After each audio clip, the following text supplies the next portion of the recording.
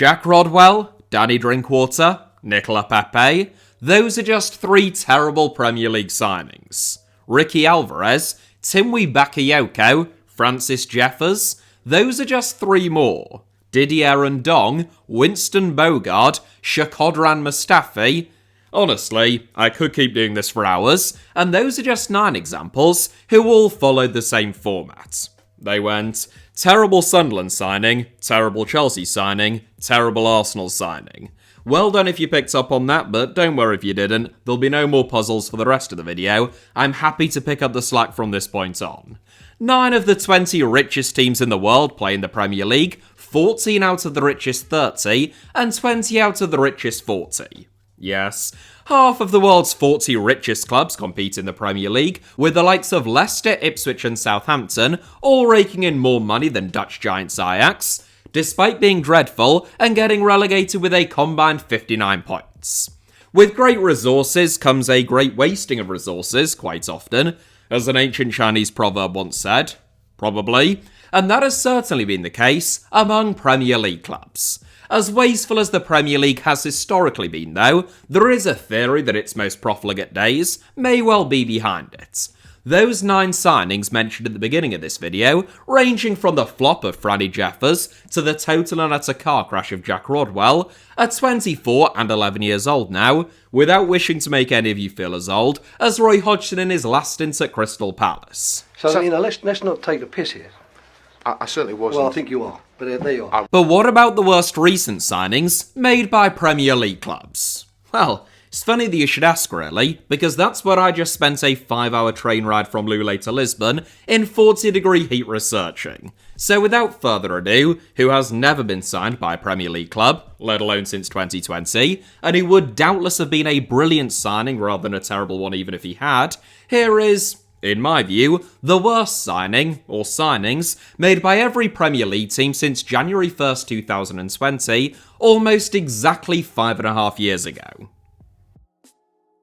Arsenal. Willian. Arsenal were pumping out dreadful signings like Fox News pumps out disinformation not all that long ago, and with almost as dire consequences.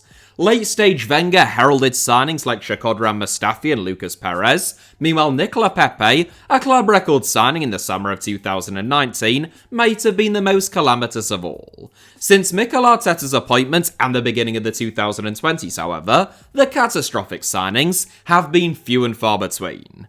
Albert Sambi Lokonga, Nuno Tavares and Pablo Mari have all failed to live up to expectations. Meanwhile, injuries have significantly hampered Gabriel Jesus' contribution since his £45 million arrival, and Thomas Partey was another £45 million signing, which has come to shame Arsenal in their continued decision to select and support him for rather different reasons.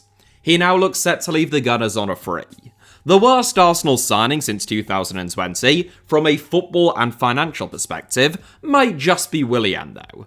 Undoubtedly a brilliant footballer, who Chelsea had poached from under Tottenham's noses in 2013, Willian spent 7 seasons at Stamford Bridge, where he scored 63 goals and made 58 assists in 339 appearances, winning 2 Premier League titles, 3 other trophies, and a Player of the Year award.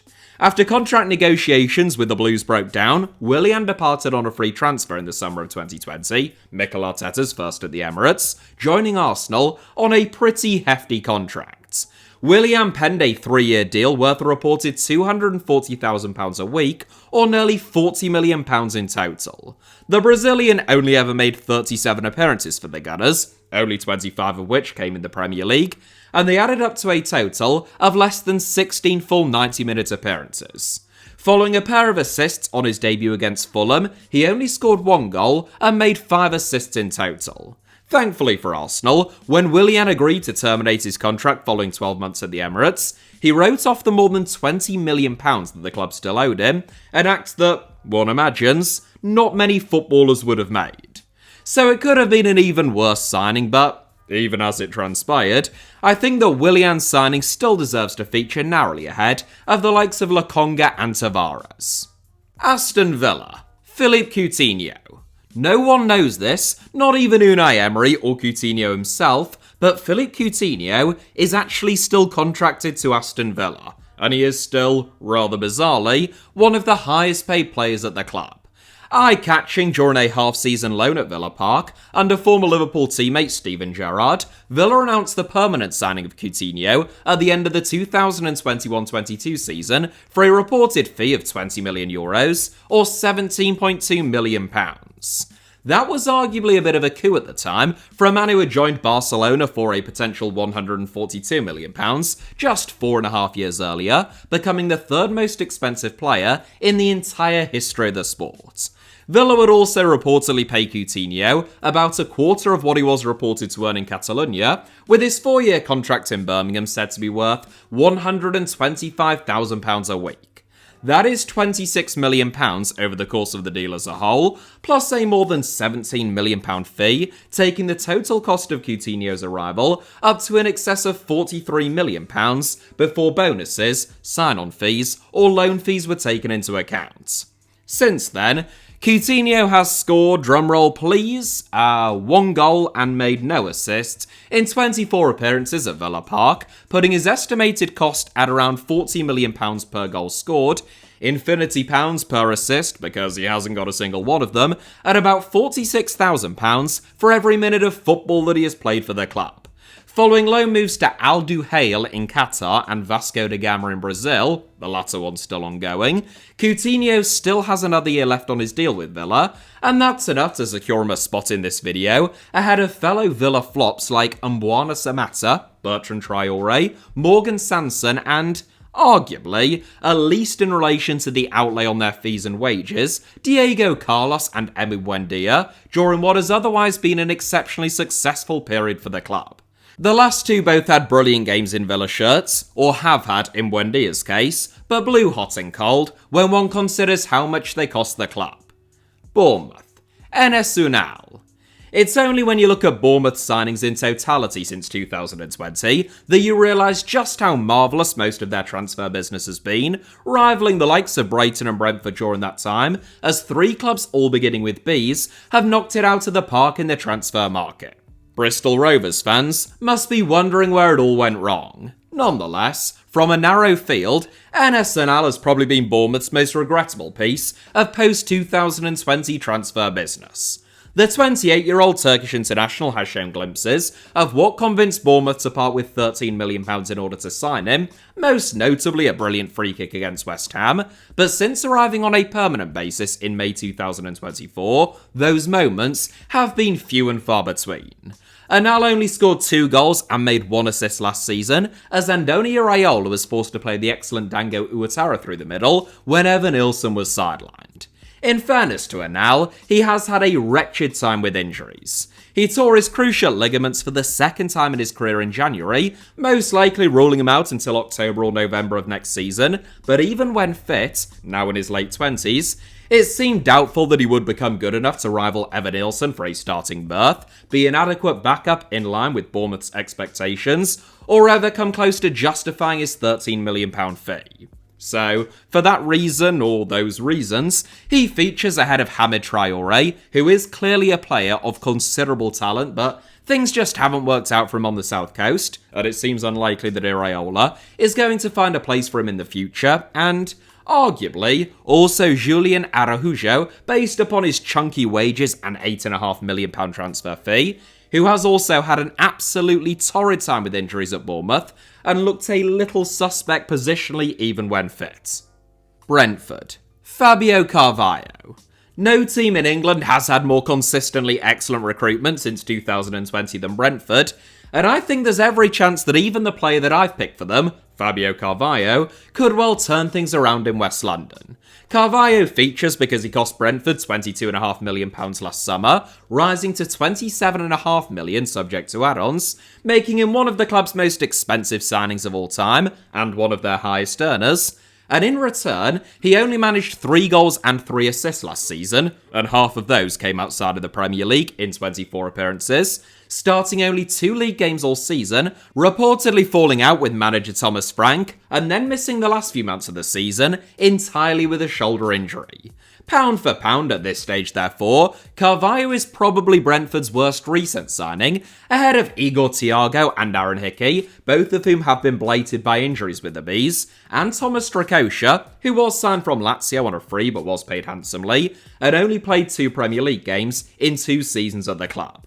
Carvalho is a talent, still aged only 22, and the reason that I think he could still come good is because Thomas Frank has left, as has Brian Mbeumo, meaning that if Carvalho has a better relationship with new manager Keith Andrews, there is certainly a void or two in that Brentford team that an informed Carvalho is capable of filling. It's also the case that a lot of Brentford players, if you think of the likes of Mikkel Damsgaard, Keane Lewis Potter or Kevin Schade, just take a season to settle in and play their best football, and that could well be the case with Carvalho.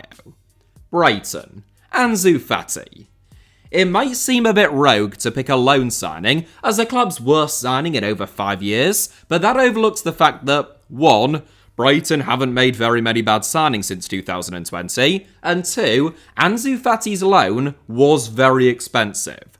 Once one of the most highly regarded young players on the planet, Ansu Fati's trajectory was supposed to mirror that of Lionel Messi before him, or Lamine Yamal after him, but a nightmare meniscus tear and subsequent recurring injuries soon put paid to that ambition. Brighton's data-driven recruitment model still identified Fati as a smart signing, as the Spanish international looked to resurrect his career in the summer of 2023. It's worth noting that Fati had stayed fit for the entirety of the previous campaign, registering 51 appearances, scoring 10 goals, and making 4 assists as Barcelona won the La Liga title.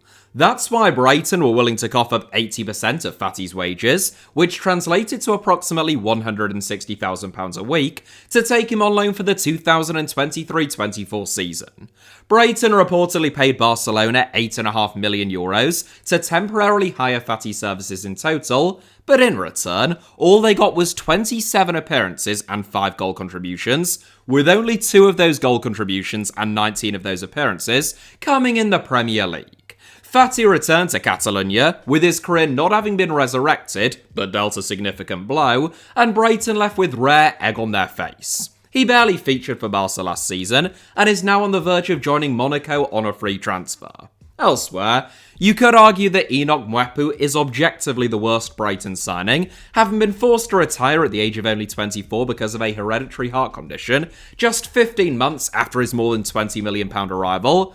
But that felt a little bit harsh. Kasper Kozlowski cost Brighton about £8 million, never played for them, and was sold for next to nothing, and Mahmoud Dahoud joined the club on a free transfer with big wages and even bigger expectations, only to make next to no impact whatsoever. Some would throw Brajan Gruda and Mats Wiefer's names into the mix, but I think that's probably a little bit premature, and they have been dogged by injuries that have halted their starts to life at the Amex. Burnley. Wout Weghorst. Some signings look a bit suspicious from the get-go, but when Burnley brought in Wout Weghorst in January 2022, most people considered it to be a major coup. Aged 29, Weghorst had scored 70 goals in 144 games for Wolfsburg, and his size and profile led reasonable people to believe that he was capable of adapting to life in the Premier League, especially under big gravelly-voiced anti-woke meme of a boss, Sean Dyche. Unfortunately for Weghorst, and Burnley, the big Dutchman only managed 2 goals in 22 games at Turf Moor, and Dyche had been sacked before the season had even ended, with Burnley's relegation being confirmed under interim head coach Mike Jackson. For a combined fee and wages, reported to be in excess of £15 million, in Weghorst's only season playing for Burnley, it was a pretty miserable return. The Clarets recouped around £5.6 million via 2 loan moves and then a permanent sale to Ajax, but this was a costly error on a marquee signing who was supposed to keep Burnley in the league and didn't. Weghorst features very narrowly ahead of Mike Trezor, who hasn't played for Burnley since they signed him for £15.4 million, due to a combination of a lack of fitness and, reportedly, a lack of willingness on his part to actually play for the club, which arguably makes him an even worse signing than Weghorst. I suspect that most Burnley fans would rank Trezor as being a worse signing than Weghorst, and I can respect that, but I rank him narrowly ahead of Weghorst for now on the basis that He is still young and reportedly highly regarded by several clubs, meaning that Burnley could recoup much of his fee, whereas Weghorst's £10 million black hole is already long gone. Chelsea. Romelu Lukaku. Arguably the worst Premier League signing since 2020 full stop, by law of averages if nothing else, it makes sense that Chelsea have a cacophony of dreadful signings over the last 5.5 years, as they have signed most people who self-identify as professional footballers. Romelu Lukaku is one of those, and a very good professional footballer at that, with more than 300 goals to his name in the club game and close to 100 already for Belgium. Chelsea signed Lukaku, for the second time, in the summer of 2021 for a fee of £97.5 million, in light of the Belgian bagging 64 goals in 95 games over the preceding 2 seasons at Inter Milan. Fresh off the back of lifting the Champions League under Thomas Tuchel, Lukaku's arrival was lauded as the missing piece in the Chelsea jigsaw by many pundits at the time, who predicted that he would carry the Blues to the Premier League title as well, especially following an accomplished goal-scoring debut against Arsenal. As it happened, Chelsea would finish third, 19 points off top spot. Lukaku would only score 8 Premier League goals that season, and he told Sky Italia mid-season that he was desperate to get out of Chelsea and rejoin Inter, so, overall, not exactly a roaring success. Lukaku cost Chelsea at least £115 million in fees and wages, and most likely a good chunk more. He contributed virtually nothing, if not worse than nothing, in terms of the disruption and reputational damage of his return to all involved, and they only recouped around £35 million on him in the form of 2 loan deals and a permanent sale. At best, Lukaku constitutes an enormous £80 million loss then. You could argue that Mykhailo Mudryk looks to be an even worse signing in light of his recent anti-doping charges by the FA, which could result in up to a 4-year ban, when he already looked to be a major flop following his €100 million move, an 8.5-year contract at Stamford Bridge, narrowly followed by the likes of Timo Werner, Hakim Ziyech, Raheem Sterling, Pierre-Emerick Aubameyang, and, most recently of all, João Felix.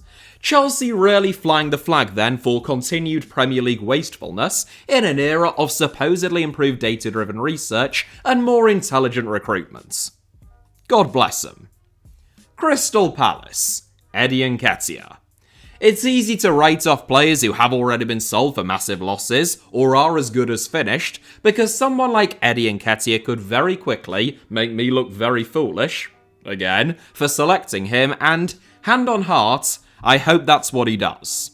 The facts of the matter at this stage, though, are that he cost Crystal Palace £25 million, rising to £30 million subject to add-ons, which makes him their second most expensive signing of all time. He is 26 years old, not 21 or 22 anymore, and he scored just 3 Premier League goals in 29 appearances in his debut campaign at Selhurst Park. In fairness to Nketiah, he also scored goals against Fulham and Millwall in Palace's brilliant FA Cup run, and played the last 12 minutes of the final, but the reality is that he has come nowhere near to rivaling Jean-Philippe Mateta, a man who costs less than half as much as him, for a starting berth at Selhurst Park this season, and his goal tally, for someone whose game is all about goals in a lot of ways, is pretty miserable. Naoru Ahamada and Franco Ume also have to be mentioned as things stand, though primarily just because both have had nightmarish injury setbacks since joining the Eagles, and you wouldn't bet against them turning their fortunes around, still aged only 20 and 23. Overall, Palace's recruitment since 2020 has been superb, and that has largely been reflected in their improved league finishes and FA Cup triumph last season. Everton. Neal Maupay. Everton have made plenty of objectively terrible signings since 2020, Ben Godfrey, Solomon Rondon, Allen, Dele Alli, Chamiti, but none of them have actively despised the club as much as Neal Maupay. It would be fair to say that those feelings are mutual. Signed from Brighton for a reported £15 million in 2022, Maupay was supposed to replace the goals and threat that the Toffees had lost through Richarlison's big money move to Spurs. He had scored 27 goals in 109 games for Brighton, but he only scored 1 goal in 32 appearances at Goodison Park. Maybe the worst striker to ever pull on the Toffee shirt, specifically in terms of their time at the club, the relationship between Maupay and the Everton supporters rather quickly soured. Sent out on loan to his former club Brentford and comic villains Marseille, Mopé, or whoever he employs to run his social media accounts at least, actually tweeted, and I quote, "Whenever I'm having a bad day, I just check the Everton score and smile," end quote, after Everton lost 2-0 against Nottingham Forest, leaving them 16th in the Premier League table, while Mopé was still contracted to the club. Unsurprisingly, Everton didn't extend Mopé's contract to the end of the season, and he is now both a free agent and about as popular among Toffees fans as Nicky Barmby at the turn of the millennium. Fulham. Antony Knockaert. The second successive Frenchman who was signed from Brighton to feature in this video, it is a universal truism that anyone signed by the Seagulls is bound to be brilliant, but the same does not apply, quite clearly, to anyone who is signed from them. Antony Knockaert won the Championship Player of the Year award at Brighton before enjoying 2 solid seasons in which he didn't look out of place in the Premier League. That's why Fulham, following relegation to the Championship, were willing to pay top dollar to take Knockaert on loan, with the option to make the deal a permanent one for a reported £15 million plus add-ons. In fairness, Knockaert did his job in the Championship, albeit much less spectacularly than during his last season in the division, as Fulham won the playoff final. That had convinced the Cottagers to trigger the clause in Knockaert's loan deal on the eve of the playoffs, but that would prove to be a dreadful error. The headline £15 million fee may have included a £4 million loan fee, but even then, Knockaert never even played a game for Fulham in the Premier League. He was swiftly sent out on loan to Nottingham Forest, Volos, and Huddersfield Town, each loan move being even more calamitous than the last, before his contract was terminated by mutual consent in 2023.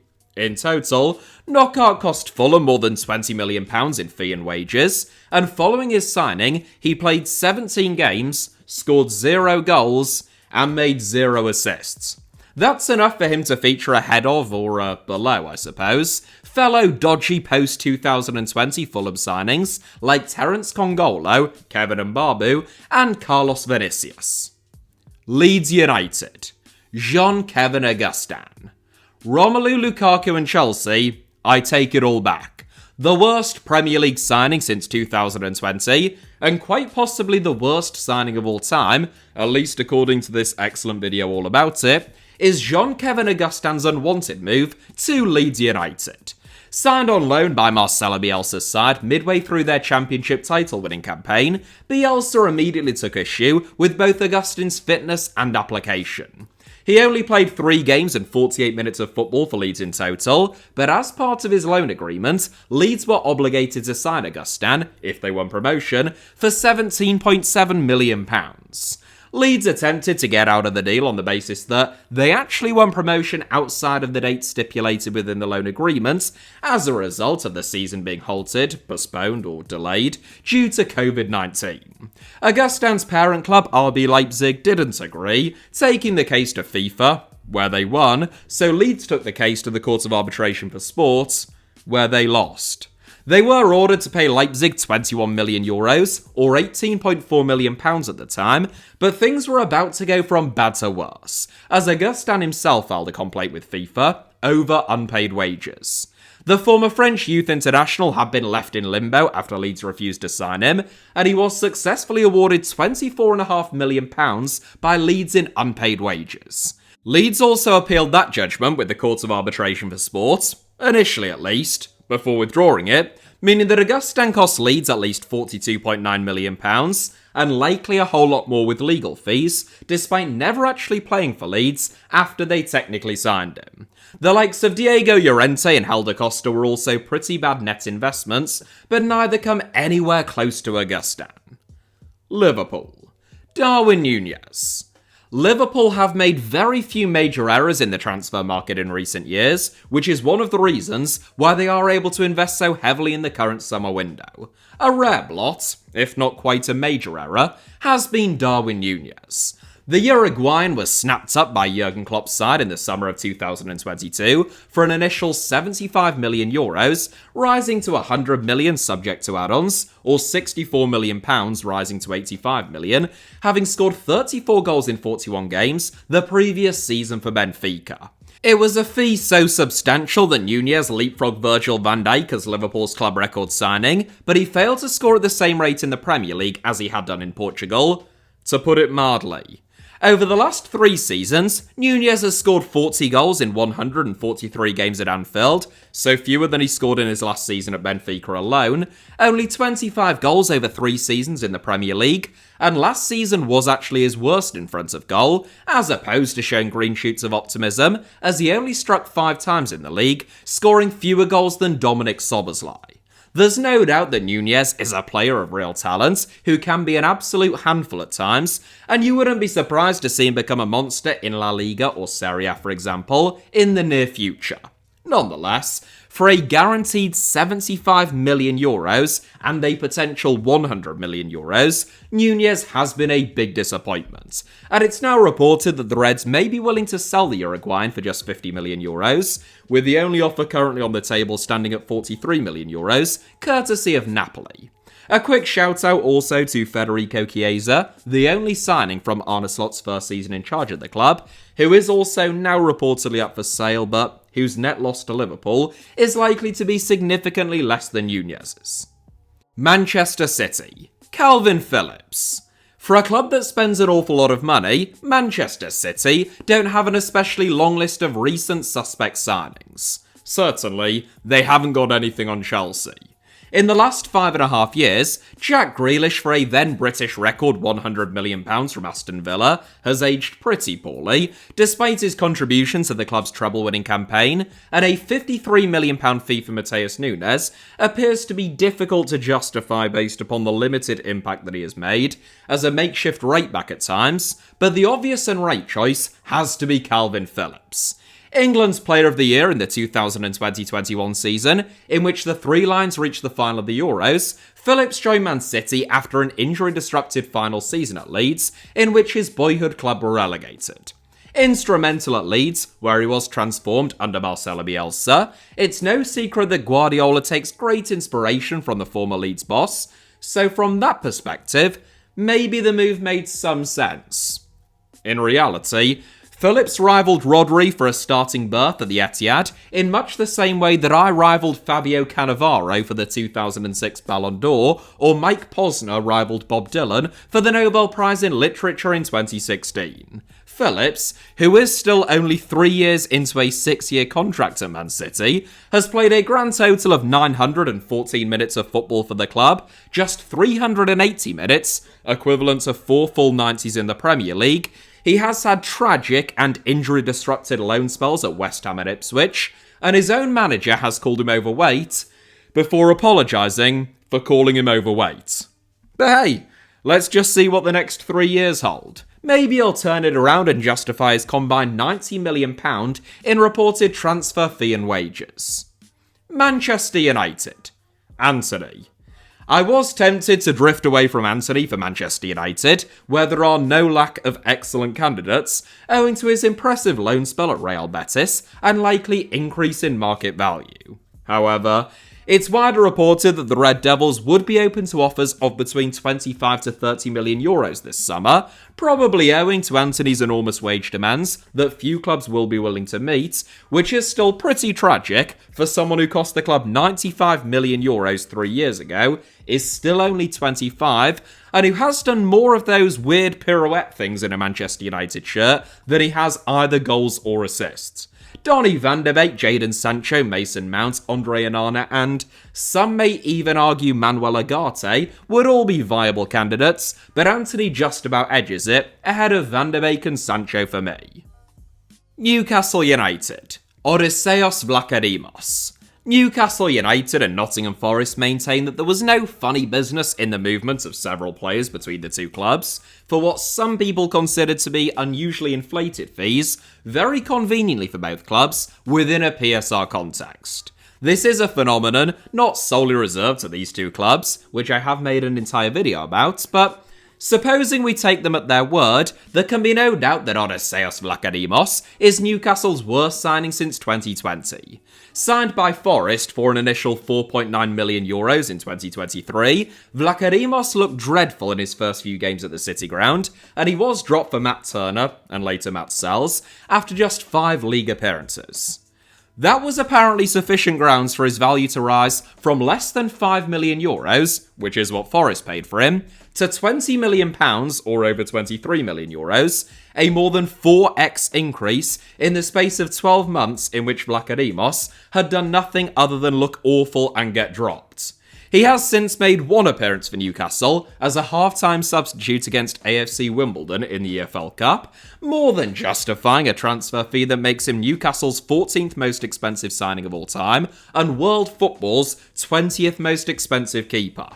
If you think that move was a bit suspect, you cynic, then Jamal Lewis and, due to injuries, Matt Targett provide reasonable alternatives. Nottingham Forest, Jonjo Shelvey. Nottingham Forest have made some brilliant and some terrible signings over the last 5.5 years, which is hardly surprising given that they have rivaled Chelsea when it comes to signing anyone with a pulse. Jonjo Shelvey is one such living human being, which put him firmly on Forest's radar, and in January 2023, he moved in the opposite direction to Odysseas Vlachodimos, joining Forest from Newcastle for a reported £5 to £6 million.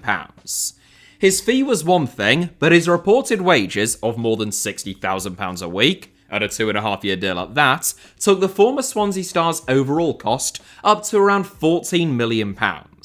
It was a signing which never appeared to make any sense for Forest, at least from a football perspective, and Shelvey only ever ended up making 8 appearances and playing 542 minutes of football for Forest, setting them back around £1.75 million a game and £25,000 a minute. More strangeness followed when Forest announced that Shelvey had joined Čeká Rizespor on loan in September 2023, only to subsequently claim that the move was actually a permanent one on a free transfer, in an arrangement, once again, which appeared to be wrapped up in PSR considerations and confusion. Harry Arter, Emmanuel Dennis, Jesse Lingard, Omar Richards and Divock Origi were all similarly dreadful signings, but Shelvey just about sneaks in ahead of either Arter or Lingard. Sunderland. Ian Poveda. Sunderland have been quite wily operators in the transfer market, at least since the Netflix cameras departed, culminating in glory in the Championship playoffs last season.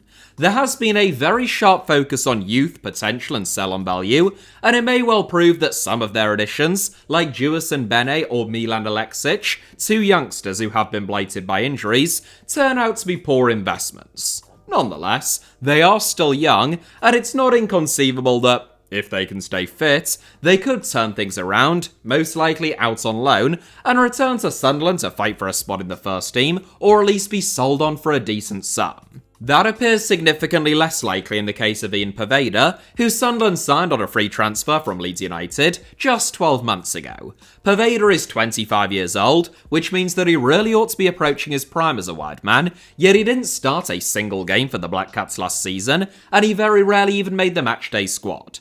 Sunderland's reported £1.5 million outlay on Poveda's wages over the course of a 3-year deal seems small fry, following Premier League promotion and the revenue that entails, but he has still been a pretty abysmal arrival, who Reggie Bree's side may well struggle to shift without paying him most or all of what he is owed for the next 24 months. Tottenham Hotspur. Giovanni Lo Celso. You could make a case for any one of Bryan Hill, Emerson Royal, or Richarlison at Tottenham, whose biggest signings have often failed to live up to expectations. I suspect that many, if not most Spurs fans would pick Bryan Hill, owing to the fact that he's not only done next to nothing since signing a 5-year deal for a fee of £21.6 million, he also saw them lose cult hero Eric Lamela to Sevilla as part of the same deal. Meanwhile, Royal was rubbish, but Spurs at least recouped a reported £15.4 million of the initial £25.8 million that they spunked on him when they sold him to AC Milan, and Richarlison has at least had his moments in a Tottenham shirt, albeit nowhere near often enough, ahead of a potential £20 million sale to Galatasaray. Giovanni Lo Celso, on the other hand, was signed by Spurs for €60 million, or £55.3 million, in terms of his combined loan and transfer fee, in a deal which became permanent in January 2020. He subsequently made just 49 incredibly anonymous and forgettable, and indeed lightweight Premier League appearances in the Tottenham midfield, in which he only scored 3 goals, and he rejoined Real Betis for less than €5 million, rising to a potential €8.4 million, subject to add-ons. So, not very good. In case you were wondering, Tanguy Ndombele was signed in 2019, otherwise yes, he would have featured. West Ham United. Danny Ings. West Ham have had a fair few iffy signings in recent times, whether it be Maxwell Cornet's £17.5 million move from Burnley, Nikola Vlasic's £25 million arrival from CSKA Moscow, Alex Kral's expensive and failed loan move from Spartak Moscow, or every centre-forward that they have signed, from Gianluca Scamacca to Niklas Füllkrug, whose form inevitably falls off a cliff after they join them, and they end up with Mikel Antonio up top yet again. It is another centre-forward, Danny Ings, who takes the crown for me though. A poor signing by Aston Villa for £25 million in 2021 in truth. Following a couple of excellent seasons at Southampton, West Ham did Villa a favour by paying them £12 million, rising to £15 million subject to add-ons, for Ings in January 2023. One of the highest paid players both at Villa and subsequently at West Ham, where he earns a reported £125,000 a week, Ings will have cost West Ham around £30 million over the last 2.5 years. In exchange, he has scored 5 goals and made 5 assists in 69 appearances for the Hammers in all competitions, which averages out at about £6 million per goal or assist, and £3 million per goal contribution. His contract has just expired, with Championship duo Southampton and Wrexham both having been linked with a 32-year-old. Wolves. Fabio Silva. I very nearly opted for one of Gonçalo Guedes or the injury-stricken Sasha Kalajic instead, because Fabio Silva most likely resurrected some value for himself on loan at Las Palmas last season, but it is still difficult to look beyond him. Signed for an extraordinary club record £35 million in the summer of 2020, Silva was a very highly rated 18-year-old at the time, but he'd only played 12 games and scored 1 goal for Porto in the Primeira Liga. It was a huge risk, therefore, on the part of a club who probably couldn't afford to take that luxury. It's one thing for Man City or Real Madrid to throw £35 million at a teenage prospect, but for Wolves, it is something quite different.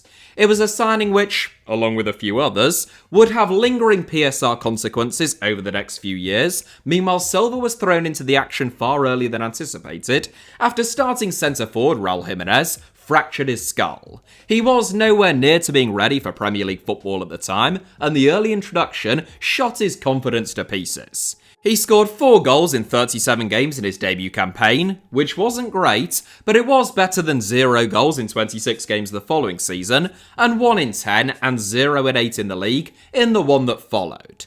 Next up was loan moves to Anderlecht, PSV and Rangers, with mixed results, though Silva managed to strike 10 times in only 24 appearances for Las Palmas in La Liga last season. That has reportedly prompted interest from the likes of RB Leipzig and Borussia Dortmund, leading Wolves to double their asking price for the 22-year-old from €15 million last summer to a reported €30 million now. If they get that, which I doubt they will, maybe Guedes or Kalajic will be in with a shout, but as things stand, the incongruence between what Wolves paid for Silva and what they've so far got in return earns him the last spot in this list. That is it for today's video, but thank you all very much, as ever, for watching. Hit the like button if you enjoyed it, let me know your thoughts down below in the comments, and of course, make sure that you're subscribed and have notifications turned on both for this channel, HITC Sevens, and also my second channel, Alfie Potts Armour, both of which should be about to appear on your screens now, along with a couple of videos that you might enjoy watching after this one. You can also find me on various social media platforms, typically via the username at HITC Sevens, and you can now support me additionally, should you wish to do so, either via the Alfie Potts Armour YouTube channel, where you can become a member or leave a super chat, or even better still, via buymeacoffee.com/Alfie Potts Armour, where Google don't take 30%. But more important than any of that, I hope that you all have a sensational day. I'll see you all next time. Take care out there. Cheers.